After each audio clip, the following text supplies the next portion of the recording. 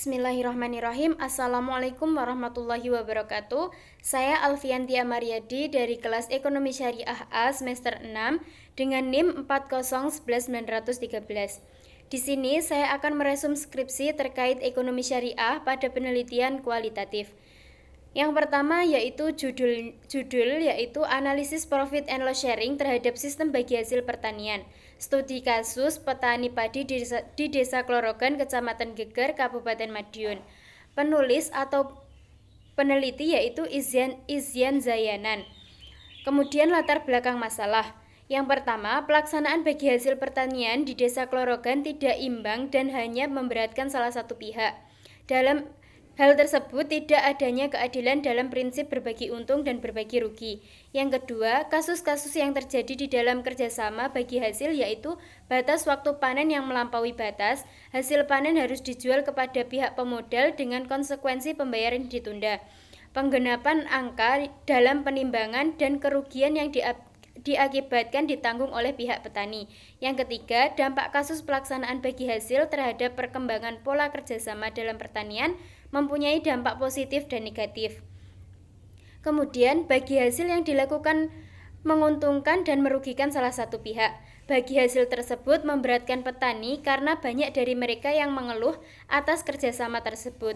Persoalan ini tidak selaras dengan prinsip profit and loss sharing secara teoritis. Secara teoritis, prinsip yang ideal yaitu adanya keuntungan dan kerugian yang adil. Kemudian rumusan masalah. Yang pertama, bagaimana pelaksanaan bagi hasil pertanian di Desa Klorogan, Kecamatan Geger, Kabupaten Madiun.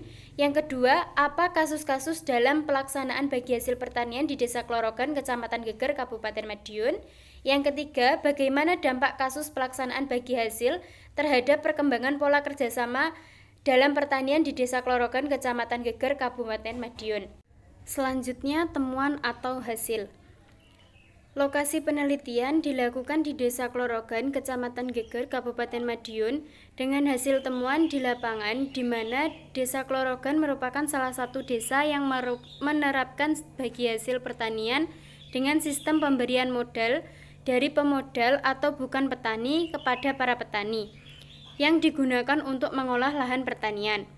Berdasarkan hasil penelitian yang dilakukan oleh peneliti, pada tanggal 27 Februari 2021, tercatat jumlah petani yang melakukan sistem bagi hasil tersebut sebanyak 52 orang. Dari 52 orang yang memiliki lahan pertanian antara 700 meter sampai 7.000 meter.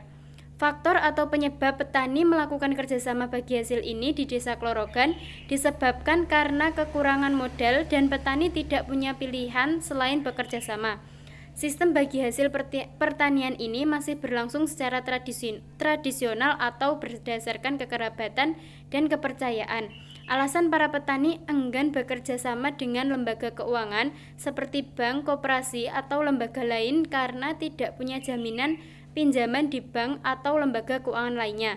Mereka juga takut menghadapi masalah saat terjadi kegagalan panen yang disebabkan oleh alam atau terserang hama, karena mereka harus mengembalikan pinjaman setiap bulan meskipun mereka tidak punya penghasilan lain untuk ditebus, ditambah lagi kebutuhan keluarga yang harus dipenuhi. Dalam pelaksanaan yang terjadi dan yang dialami oleh petani di Desa Klorogan yaitu bahwa jika terjadi kerugian, maka yang akan menanggung kerugian tersebut ditanggung sendiri oleh petani. Dari pelaksanaan tersebut, sudah jelas menyalahi teori profit and loss sharing yang menyatakan bahwa antara kerugian dan keuntungan yang diperoleh dari hasil kerjasama bagi hasil tersebut dibagi oleh kedua belah pihak yang melakukan model bagi hasil, di mana yang harus diperhatikan dalam bekerja sama dengan konsep profit and loss sharing yaitu adanya ijab qabul, adanya modal, pembagian keuntungan, dan penggunaan dana. Kemudian metode yang digunakan dalam penelitian yaitu dengan cara penelitian di lapangan di Desa Klorogan, Kecamatan Geger, Kabupaten Madiun.